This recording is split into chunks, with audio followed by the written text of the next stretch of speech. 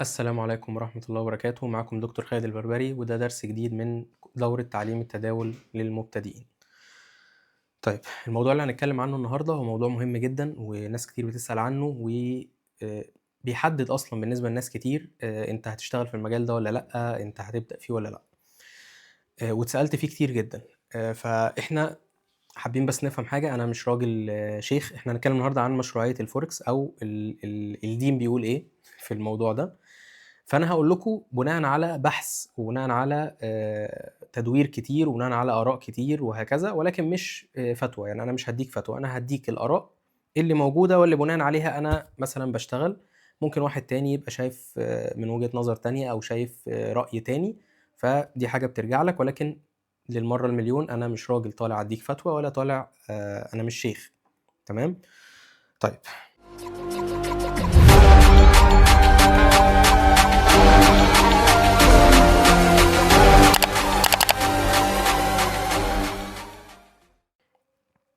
مشروعية الفوركس، الموضوع ده اختلف فيه العُلما. ناس كتير قالت لأ حلال ما فيهوش أي مشكلة، هو تجارة وعادي وبتبيع وتشتري وما فيش أي مشكلة، وناس تاني قالت لك لأ والله حرام، أصل هو مش تداول يدًا بيد، مثلًا لو أنت بتداول على الدهب فأنت الدهب مش بتمسكه في إيدك، والنبي عليه الصلاة والسلام في أحد الأحاديث، مش فاكر نص الحديث كله، ولكن كان الذهب بالذهب والفضة بالفضة يدًا بيد، حاجة كده. اختلف الآراء في الموضوع ده. وفي دول بتطلّع قرارات مثلًا إن هو محرّم عشان وضع سياسي أو وضع اقتصادي، وفي دول تاني بتحلّل. يعني الموضوع إيه ما فيهوش حاجة قطعية. ولكن الأغلبية العُظمى، واللي أنت لمّا تدوّر هتلاقيه، هتلاقي إن هم معظم دار الإفتاء بتاعة أي بلد إسلامية أو معظم الشيوخ بيتكلّموا في إن المجال ما فيهوش مشكلة، ما دام أنت واخد بالك من كام نقطة معيّنة، محاذير. يعني هم دايمًا بيسمّوا دي وضعوا محاذير زي ما إحنا كاتبين كده، وشروط. لو المحاذير دي أنت خدت بالك منها خلاص العملية دي عملية ما فيش أي فيها مشاكل وتمام وحلال. لو المعاملة دي حصل فيها حاجة من المحاذير اللي إحنا هنقولها مع بعض، إذًا لأ، ممكن تبقى بتندرج تحت المعاملات الربوية أو تحت بند مثلًا معاملة مش إسلامية، فبيحرّموها. طيب، أول حاجة بس عشان نعرف إحنا بنتكلم على إيه بالضبط. إحنا اتكلمنا قبل كده عن جزئية الbinary option أو المراهنات دي، وخلاص دي قصة ما لهاش علاقة أصلًا باللي إحنا هنتكلم عنه، ودي حرام ما فيهاش أي نقاش، ما فيهاش مثلًا شبهات ولا بتاع. طيب، حاجة تاني برضه عشان نطلّعها من الموضوع، إن ما أكونش أنا باتداول مثلًا على أسهم شركات محرمة أصلًا. يعني إيه؟ يعني ما أروحش مثلًا أدوّر على شركة خمور وأروح متداول في الأسهم بتاعتها، ما هو الأساس حرام. فهنا مش التداول هو اللي حرام، ولكن التداول على إيه؟ ما أنت كإنّك اشتريت وبِعت في الخمور، فمكسبك جاي منها، فطبعًا حرام. تمام؟ لكن الفوركس اللي هو الأزواج بتاعة العملات، إن أنا أبيع دولار ويورو واسترليني، أو إن أنا أشتغل على الدهب مثلًا أو المعادن أو كذا، دي اللي إحنا هنتكلم عنها النهارده. طيب، فالعلما قالوا إيه؟ قال لك والله يُفضّل إن تكون العملية دي وفقًا لأحكام الشريعة الإسلامية. طيب زي إيه؟ قال لك والله إن يكون المستثمر على علم ومعرفة بعملية البيع والشرا، يعني أنت فاهم أنت بتبيع وتشتري إيه. تمام؟ وفي حديث إن في راجل جاء لسيدنا علي رضي الله عنه وقال: يا أمير المؤمنين أريد أن أتاجر، فقال له علي رضي الله عنه: الفقه قبل التجارة. يعني واحدة من الأحكام إن أنت تبقى فاهم أنت بتشتغل في إيه، وبحضورك إن شاء الله للدورة دي فأنت إن شاء الله هتبقى فاهم أنت بتشتغل في إيه. تمام؟ طيب، إن يتم البيع بشكل فوري بحيث لا يحدث أي أرباح ربوية. خلاص؟ يعني إيه؟ يعني حضرتك مثلًا بتشتري دلوقتي يبقى أنت المعاملة تتنفّذ حالًا، بِعت دلوقتي يبقى أنت المعاملة تتنفّذ حالًا، مش بعد وقت معيّن فيحصل اختلاف في الأسعار، فممكن تدخل تحت نطاق الربا. ودي هنتكلم عنها بشيء من التفصيل كمان شوية. إن أنت طبعًا ما تأمِرش برأس المال، وإن أنت تبقى فاهم يعني تندرج تحت المعرفة، وإن ما يكونش بقى في حاجة اسمها رسوم تبييت أو عمولات مخفية أو عمولات إضافية. إحنا اللي يهمنا هي موضوع رسوم التبييت ده، هو كله بيندرج تحت الموضوع ده. إيه بقى رسوم التبييت دي؟ تعالَ أفهّمك. النهارده في الفوركس ده هنعرف بعد كده إن شاء الله في الدروس اللي جاية شوية مصطلحات كده، منها حاجة اسمها الmargin والرافعة المالية وما إلى ذلك، وأنا قُلتها في الدروس اللي فاتت. إن أنت من مميزات الفوركس إن أنت تقدر تتداول براس مال أكبر من راس مالك الحقيقي. يعني إيه؟ يعني أنا لو حسابي مثلًا فيه $1000 أقدر أتداول بما يعادل $100,000. ده حاجة اسمها الرافعة المالية. الرافعة المالية دي كانت محرمة او ما زالت لو هي بالمعنى الحرفي بتاعها يقول لك لا دي حرام معامله ربويه. ليه بقى؟ لان الشركه او البروكر اللي هيدي لك، احنا هنتكلم طبعا البروكر برضو ده الوسيط المالي اللي بيوصلك بالسوق، اللي بينفذ لك اوامر البيع والشراء بتاعتك، هو اللي انت بتودع عنده وبتسحب منه وما الى ذلك، اعتبره زي البنك كده. هو اللي بيوفر لك الزياده، الفلوس دي بيديها لك عشان تتداول بيها. تمام كده؟ طيب بعض الآراء قالت إيه؟ قالت والله ده ال100,000 دي ممكن تبقى كده إيه؟ كأنه قرض، كأنه أقرضك فلوس، أقرضك ال100,000 فأنت بتشتغل بيها. البروكرز لحد من فترة قريبة أو البروكرز في الدول الأجنبية، يعني خلينا نتكلم دلوقتي على بره الدول العربية أو الإسلامية، كانوا بيقولوا إن في حاجة اسمها إيه؟ سواب أو فايدة رسوم تبييت. يعني ايه؟ يعني انا هديك الفلوس دي كل يوم يعدي 24 ساعه الساعه 12 بالليل تيجي كل يوم، هبدا اخد نسبه على ان انا مسلفك الفلوس دي، ماشي، او ان انا مديك تتداول بيها. فانت مثلا حسابك فيه $1000، تلاقي بالليل بقى 990، بكره بقى 970، بعده بقى 950. طب النسبه دي بتتاخد ليه؟ بناء على ان انت واخد منهم الفلوس دي وفاتح بيها صفقات. اللي انا قلته ده اسمه رسوم تبييت. فطبعا اتقال ان ايه؟ ان رسوم التبييت دي حرام، لان هي تعتبر قرض ضر نفع. وفي حديث عن النبي عليه الصلاه والسلام قال ايه؟ كل قرض ضر نفعا فهو ربا. تمام كده؟ فدي لو مش موجوده خلاص. هتقول لي طيب يعني انا كده لو اتداولت من غير رفعه ماليه ابقى تمام؟ طبعا هتبقى تمام، بس في مشكله. المشكله ايه؟ ان انت عشان تتداول من غير رفعه ماليه محتاج بروكرز معينين، ومحتاج ان انت تتداول حاجه اسمها سبوت فوركس، ماشي، ان انت تتداول في السوق الحقيقي دايركت. فدي محتاجه حاجه من اتنين: يا اما بروكر يكون بيدعم الموضوع ده، وده قليل جدا وصعب جدا تلاقيه. المشكله الثانيه ان انت محتاج راس مال كبير جدا. وهتفهم ليه محتاج راس مال كبير جدا، ليه ما ينفعش تداول ب 1000 و2000 و3 والكلام ده كله لما نبدا ناخد باقي المصطلحات بعد كده اللي موجوده في الفوركس. اوكي؟ ف مجرد إن ما فيش رسوم تبييت كده المعاملة بقت مضبوطة. طيب إزاي بقى اتغلبوا على الموضوع ده الفترة دي؟ معظم البروكرز قال لك والله خلاص، يعني هي مشكلة في رسوم التبييت، أنا مش هاخد منك رسوم تبييت. يعني إيه؟ يعني أنا هديك الفلوس دي وآخدهم منك زي ما هم. الفلوس دي على فكرة هو مش بيحطها في حسابك، يعني أنت حسابك بيبقى فيه $1000 عادي، ولكن القوة الشرائية بتاعتك، يعني أنت مثلا داخل تشتري يورو قصاد الدولار، فأنت عايز تشتري يورو مثلا، فأنت معاك 1000. لا، أنت تقدر تدوس باي بما يعادل 100,000. فلو كسبت 1% هتكسب 1% على 100,000، لو خسرت 1% هتخسر 1% على 100,000. تمام؟ طيب الوسيط ده هياخد منك ايه طالما ما بياخدش منك فايده؟ لما بتقفل صفقاتك، يعني انت اشتريت النهارده اليورو، بعت اليورو بكره او بعده، هياخد منك ال100,000 بتاعته بس، ماشي؟ مش هياخد اي زياده سواء انت كسبت او سواء انت خسرت. هتقول لي طب افرض انا خسرت ال100,000 بتاعته، هقول لك لا، ما هو اصلا حاطط لك ليميت. لو الخساره بتاعتك نزلت عن ال1000 دولار بتاعتك، خلاص هو هيروح ساحب فلوسه وانت شكرا، انت كده بقيت صفر. تمام؟ وده هنشرحه بالتفصيل الممل جدا في الدروس اللي جايه. خلاص؟ طيب يبقى كده المشكله الاولانيه اللي المعظم بيتكلم فيها هي موضوع الرفعه الماليه وفوائد التبييت. طيب نتغلب عليها ازاي؟ قلنا ان في بروكرز او شركات وساطه حاليا، او الاغلبيه على فكره منهم بقى عندهم حاجه اسمها حساب اسلامي. الحساب الاسلامي ما بياخدش منك فايده تبييت. طب امال بيكسب ازاي؟ بيكسب من فرق السعر ما بين البيع والشراء. زي ما انت تخش صرافه او بنك بتلاقي فيه سعر الشراء الدولار وسعر البيع الدولار. الفرق ما بين سعر البيع والشراء اللي هو بيبقى نص جنيه او ربع جنيه او وات ايفر الرقم ده، العموله بتاعه الايه؟ الوسيط ده. طب هل دي فيها مشكله؟ لا. ليه؟ لانها موجوده عندنا في البنوك، موجوده في اي نوع من انواع التجاره، ده الهامش الربح بتاعه، وبعدين معروفه وانت عارفها من قبل ما تدخل وشايفها وموافق عليها، فما فيهاش اي مشكله. لا ليها علاقه بكارد ولا ليها علاقه بتسليف فلوس ولا اي حاجه. تمام؟ في بعض الشيوخ بقى قالوا حاجه تاني اصلا في موضوع الرفعه الماليه ده. قال لك هو الرفعه الماليه دي هو مش مديها لك من باب السلف، هو انت مش مضطر ومزنوق وهو مديها لك في نوع في صوره قرض، ده هو مديها لك في صوره ان هو تضخيم لراس المال عشان تقدر تشتغل في السوق ده، وياخدهم منك بنفس القيمه، مش هياخد منك فرق. فهو اصلا ما تندرجش تحت بند القرض. ده اراء وده اراء، انا رايي ايه؟ ما حدش ليه دعوه برايي. انا بقول لك اللي انا بحثت ودورت عليه كل الاراء، وانت في الاخر عليك اعمال العقل بقى براحتك في قرارك. تمام؟ طيب المشكله الثانيه، في طبعا عندنا ان انت تختار شركه وساطه مرخصه. هنتكلم بقى بالتفصيل عن شركات الوساطه وتراخيصها والكلام ده كله، ولكن خلينا نتكلم في النقطتين المهمين. اول حاجه زي ما قلنا رسوم التبييت، تاني حاجه موضوع التقابض. ايه بقى التقابض ده؟ خلينا نشرح مع بعض ايه التقابض ده. التقابض ده اللي هو زي الحديث اللي احنا قلناه ان الذهب بالذهب، يعني انت لما بتروح تشتري ذهب تاخده في ايدك، اديت للشخص او للراجل صاحب المحل فلوس، تاخد الذهب في ايدك بوقته، في سعره بوقته، ماشي، وتاخده في ايدك تمسكه يدا بيد. ده نص الحديث، تمام كده. قال لك ليه؟ قال لك عشان يحصل عمليه تقابض.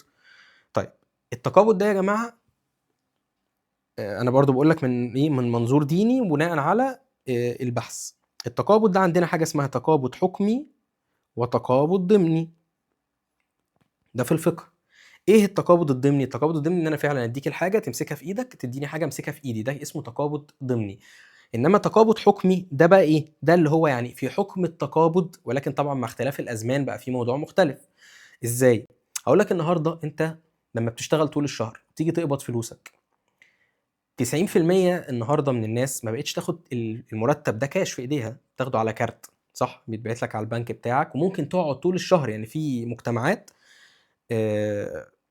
ممكن تقعد طول الشهر بتاعك انت بتصرف من الكارت ما مسكتش ولا جنيه في ايدك. بس هل انت كده معناه ان انت ما خدتش فلوس؟ لا، خدت فلوس. امال فين الفلوس؟ الفلوس خلاص موجوده جوه الكارت ده في صوره ارقام معينه، طالما اللي قدامك موافق ان هو ياخد بيها، يدي لك البضاعه بيها، خلاص. فهنا انت قبضت بس في حكم القبض باليد، ده اللي بيسموه تقابض حكمي، ان هو في حكم التقابض. طب ده حصل ليه؟ حصل لاختلاف الزمن. مش هنفضل طول عمرنا انت تديني بقى كاش قد كده في ايدي وانا امشي بيه، خلاص في تطور، تمام كده، وما فيهاش اي مشكله دي. فهو قال لك برضو نفس القصه، ما انا النهارده ممكن اتصل بمحل ذهب مثلا او البنك او بصرافه، واقول له طيب حول لي مثلا، اشتري لي ب 100000 جنيه دولارات، مسافر مثلا، يعني كام دول يا عم؟ والله الدولار ب 50 جنيه، يعني 2000 دولار. طيب اروح انا محول له من البنك على حسابه، وهو يحول لي الدولار على حسابي، او ان انا اخليه معاه كمان واروح استلم منه ال 2000 دولار، صح؟ لو انا عايزهم يعني كاش. فكده المعامله حصلت برضو مش يدا بيد صح كده؟ مش وانا واقف قدامه اديته يدا بيد. فاتقال من بعض الشيوخ، والشيوخ على فكره الكبار مش ناس قليله مثلا، ومن دار الافتاء في اكتر من دوله، ان والله فكره التقابض دي بتختلف باختلاف الزمن. فدلوقتي طالما انا المعامله انا دوست باي للذهب، فانا عملت شراء لكميه معينه، خلاص انا كده عملت تقابض حكمي، او اشتريت مثلا اليورو او الدولار. حلو كده. فده فكره التقابض الحكمي والتقابض الضمني، ده راي الشيوخ. خلاص. طيب هيجي واحد يقول مشكله دلوقتي في نقطه تاني، ان انت عندك البروكرز اللي موجوده حاليا بتشتغل بحاجه اسمها السي اف دي، والسي اف دي ده اصلا انت ما بتشتريش الاصل، انت بتشتري يعتبر ايه، كونتراكت او نسخه من الاصل. يعني انت من الاخر كده انت بتشتغل على فرق السعر بس. يعني انا دلوقتي هشتري مثلا الذهب على سعر 4500 دولار للأونصة، دوست باي، يعني اشتريت الذهب على السعر ده، اشتريت مثلا أونصة ذهب، أونصة دي اللي هي 31 واحد من 10 جرام، تمام. اوكي، فانا دفعت ثمنهم بس بالرفعه الماليه طبعا زي ما احنا اتكلمنا. هل اقدر اخد الكميه دي في ايدي، اخد ال 31 جرام دول في ايدي؟ هقول لك لا، البروكر ما بيشتغلش كده. البروكر بيشتغل ازاي؟ ان انت طالما اشتريت دلوقتي هتفضل تتعامل بفرق السعر، يعني السعر مثلا بعد ساعتين 3 4 بقى 4600، اقدر ابيع واكسب فرق الفلوس. فانا ما اقدرش اخد ذهب في ايدي، خلاص. فدي برضو النقطه اللي الناس بتتكلم فيها، ان هي فيها شبهه حرمانيه بفكره ايه، ان انا مش بمسك الذهب في ايدي، انا ما اشتريتش الذهب كاصل. طيب انا مش هتكلم كتير في النقطه دي لان مفيش فيها رد قاطع. في برضو رد وقال لك ان الزمن بيختلف ومفيش اي مشكله، مفيش اي نوع من انواع المشاكل في ان انا كاني كلمت السايغ مثلا، المحل اللي انا بتعامل معاه على طول، كلنا مثلا والدتنا ولا بتاع بتتعامل مع حد بصفه دوريه، ممكن تكلمه تقول له اشتري لي دلوقتي، هبعت لك فلوس واحجز لي مثلا سبيكه 10 جرام على سعر كام دلوقتي؟ يقول لا والله دلوقتي السعر مثلا 7000 جنيه الجرام، خلاص يبقى حجزت السبيكه دي، ممكن اخدها بكره، اخدها بعد، اخدها بعد اسبوع، بعد اسبوع السبيكه دي بقت الجرام بقى بسبعة ونص، راحت هي مكلمت له بحالي عادي. صناديق الذهب في البنوك المصريه والعربيه بتعمل نفس الموضوع. صناديق الذهب موجوده في اكتر من بنك، يعني بتعمل نفس القصه، انت بتبعت الفلوس، تقدر تشتري او تحجز كميه معينه على سعر معين. فليه دي ما بقتش اسمها سي اف دي؟ هتقول لي لا اصل انت ممكن تروح تاخد من البنك الكميه، هقول لك لا، صناديق الذهب ما تقدرش تروح تاخد من البنك كميه الذهب، انت لازم تفك الفلوس بتاعتك من الصندوق فتاخد القيمه فلوس كاش بالجنيه او بالدولار على حسب انت حاططها بايه. فاشمعنى دي ما فيهاش كونتراكتس وبتاع. ده اللي اتقال برضو، ده اراء كل الشيوخ ومجمعات الفتاوى وما الى ذلك. طيب هتيجي بقى انت تسيرش وتدور وتسمع، لازم تكون سامع من شخص فاهم اصلا الدواخل بتاعه الفوركس وبتاعه المعاملات بتاعته، مش سمع من واحد بيقول له ده الفوركس ده احنا بنبيع ونشتري ومش عارفه بنعمل ايه وفي رفع ماليه وياخدوا عليها فايده، هيقول لك حرام. لما هو ما دخلش جوه التفاصيل فمش فاهم، فهو بيديك الفتوى بناء على اللي سمعه، مش بناء على علم ودراسه وفاهم الماركت بيمشي ازاي وما الى ذلك. طيب انت ممكن تلخص على نفسك القصه دي كلها بان انت تشتغل اصلا مع بروكر ما بيشتغلش سي اف دي، هم موجودين بس قليلين، ليهم شروط معينه وما الى ذلك. انا مش هينفع اقول اسامي بروكرز في الفيديو، ولكن اللي عايز يسال على بروكرز ممكن يبعت لي وايه على اي حاجه من السوشيال ميديا، هتلاقي اللينكات موجوده في الديسكريبشن تحت، ممكن تسال وان شاء الله اجاوبك. تمام.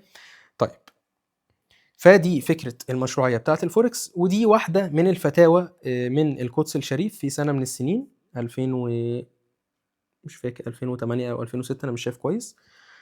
برضو بتنص على ان المعاملات دي فيها كذا كذا، لو انت خدت بالك من كذا انا اهي خدها سكرين شوت واقراها براحتك جدا. وعلى فكره في اكتر من شيخ تاني وفي اكتر من فتوى تاني ممكن تسيرش عليهم. وانت كده فهمت القصه، يعني انا شرحت لك، انا هدفي ان انا شرحت لك هو ليه بيتقال كده وليه بيتقال كده. انت لما تدور وتسيرش هتبدا تفهم او تشوف بقى انت وجهه نظرك ايه او الصح ايه، لان هو ما فيهوش رد قاطع، ما فيش حاجه بتقول ده حرام، ما فيش حاجه بتقول ده حلال. فالاصل في الدين هو الحل، يعني الحلال هو الاصل ما لم يوجد حاجه تخليه حرام. تمام، ده الاصل في الشرع عندنا يعني. اوكي، ده كانت جزئيه الحكم الشرعي. انا حاولت ان انا اوصلها لكم بابسط طريقه او بالبحث اللي انا عملته على مدار الفتره اللي انا اشتغلت فيها في المجال ده، وبناء من فيديوهات كتير جدا على فكره شفتها واراء كتير جدا لشيوخ. وانا برضو مش بقولك ان هو جائز ومش بقولك ان هو مش جائز، او مش بقولك ان هو حلال ومش بقولك ان هو حرام عشان بس ما يبقاش انا عليا ايه الوزر ولا ذنب. تمام، لكن انا وجهة نظري شايف ان طالما انا واخد بالي من المحاذير اللي هم حذروا منها فخلاص ما فيش مشكله. والحمد لله معظم البروكرز دلوقتي بقى عندها زي ما قلنا الحسابات الاسلاميه اللي بتراعي فيها القصص دي. تمام. في ناس تانية تقول لك طب خلاص يعني هو مشكله في الذهب، صح كده؟ عشان هو اللي اتقال في الحديث ان هو الذهب بالذهب والايه والفضه بالفضه والشعير بالشعير يدا بيد، فخلاص مش هتداول على الذهب خالص. اوكي، اتس اب تو يو. عادي، ممكن في ناس كتير بتعمل كده، يقول لك المعاملات بقى على الدولار واليورو عاديه جدا، ما فيهاش اي مشكله طالما ما فيهاش فايده تبييت، صح؟ طيب عندنا برضو حاجه في التداول، حاجه اسمها المؤشرات الامريكيه، اشهرها الناسداك والداو جونز. المؤشرات دي بتبقى عباره عن سهم بيجمع مجموعه اسهم تحتيه، يعني الناسداك اكبر 100 شركه تكنولوجيه في امريكا، هي في سهم واحد معمول بمعادله يعني معينه ليه سعر، السهم ده بيجمع ال 100 شركه دول. في ناس قالت والله لا عادي برضو التداول فيه ما فيهوش مشكله، في ناس قالت لا التداول فيه شبهه. ليه؟ لان في بعض من الشركات دي طريقه شغلها فيها حاجات ربويه او فيها حاجات محرمه، فيبقى خلاص ابعد عنه طالما ايه فيه شبهه. فبيمشوا بمبدا ايه؟ اجتنبوا الشبهات. انا كده قلت لك كل حاجه مش المفروض اصلا ان انا اقعد اقول كل الكلام ده، ولا المفروض ان انا اشرح لك كل التفاصيل دي، ولكن عشان تبقى انت على درايه وعلم وفاهم، لما تسمع الحاجه تفهم هما اللي بيتكلم هنا بيتكلم بيقول كده ليه، واللي بيتكلم هنا بيقول هنا كده ليه. وخد بالك بقى من اللي بيطلعوا يتكلموا عشان الترند وعشان يتشهر وعشان ده حرام لا ده حلال لا ده كذا، عشان يكسب بقى شهره او يكسب ترند او ايا كان، عشان ده الموضوع ده كتير جدا. وفي جروب تاني، يعني في جروب بيجري ورا الترند وفي جروب تاني مشهور وبيكتر دلوقتي، اللي هو ايه؟ اللي هو دخل المجال ده وما اتعلمش حاجه او اتنصب عليه او ايا كان، او ما عرفش ان المجال ده صعب جدا فقعد يخسر فيه فلوس، فبدل ما يطلع يقول انا فاشل، انا ما عرفتش ادرس المجال ده، انا ما بعرفش التزم، انا ما بعرفش اكسب، يطلع يقول لك ايه؟ ده حرام وانا سبت المجال عشان هو حرام، بعد مثلا ما يكون هو عمل سبوبه او خسر ناس. دي بتحصل كتير واتحداكوا، يعني متاكد لو انت عارف حد اكتب لي اكتبه في الكومنتات. ناس كتير بتبقى مثلا مجمعت فلوس من ناس او خسرت او عملت نصبايا على حد او كذا، عشان يطلع من الموضوع بشياكه يقول لك ايه؟ لا اصلا انا اكتشفت ان هو حرام فانا مش هشتغل في المجال ده تاني يا جماعه، اصل هو حرام. ليه يا عم حرام؟ هو الشيخ قال حرام، سالت الشيخ وقال حرام مش قال حلال. هو ده اللي هو بيقوله. تمام. طيب انا كده خلصت معاكم الدرس ده، ان شاء الله نتقابل في الدروس الجايه نكمل باقي التفاصيل، نكمل باقي المصطلحات. ونتقابل إن شاء الله في الدروس الجاية. شكرًا والسلام عليكم ورحمة الله وبركاته.